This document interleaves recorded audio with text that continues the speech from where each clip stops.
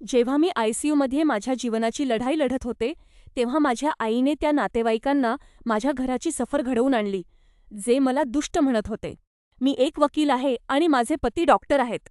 माझ्या आईकडे अनेक मालमत्ता आहेत आणि तिचे पेन्शनही नियमित येते, पण वर्षानुवर्षे तिने स्वतःला पीडित दाखवले. तिने असा दावा केला की तिच्याकडे माजरीच्या खाद्यासाठी सुद्धा पैसे नाहीत, त्यामुळे मी तिला दर महिन्याला पैसे पाठवू लागले. हळूहळू तिला अजून जास्त पैसे हवे झाले. जेव्हा मी शेवटी नकार दिला, तेव्हा ती म्हणाली की मी तिची मुलगी आहे, म्हणून तिला पैसे देणे हे माझे कर्तव्य आहे. तोच तो दिवस होता जेव्हा मी तिच्याशी सर्व संबंध तोडून टाकले.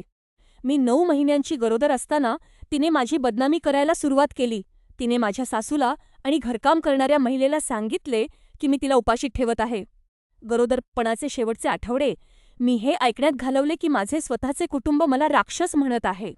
त्यानंतर मी बाळाला जन्म दिला, मला गंभीर इन्फेक्शन झाले आणि शेवटी मला आय.सी.यूमध्ये दाखल करण्यात आले. मी मृत्यूशी झुंजत असताना माझ्या आईची वागणूक अत्यंत विचित्र झाली. ती मुख्य डॉक्टरांवर ओरडली, नर्सांना सांगितले की मला भास होत आहेत आणि माझ्या चुलत भावंडांना तर असे सांगितले की पती माझ्या पैशांसाठी मनोनुनिस्त करण्याचा प्रयत्न करत आहेत. पण सर्वात धक्कादायक गोष्ट तेव्हा घडली, जेव्हा मी अजूनही त्याच हॉस्पिटलच्या बेडवर होते. माझ्या आईचा फोन आला आणि तिने सांगितले की ती माझ्या घराच्या दारात उभी आहे. ती फक्त भेटायला आली नव्हती, तर सोबत 5 मावशी काकूंची फौज घेऊन आली होती, त्यांना घर दाखवण्यासाठी.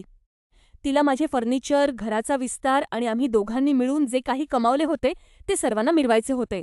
नंतर तिने मला सांगितले की तिने हे सर्व केले कारण तिला माझ्या वस्तूंचा अभिमान होता. तेव्हा मला उमजले की तिचे माझ्यावर प्रेम नाही, तर तिला फक्त त्या दर्जाची आणि पैशांची हवा आहे जे मी तिला देते. अखेर मी माझ्या बाळासह घरी परतले आहे आणि मी त्या सर्वांना ब्लॉक केले आहे. माझ्या आयुष्यात पहिल्यांदाच मला खरी शांतता मिळाली आहे.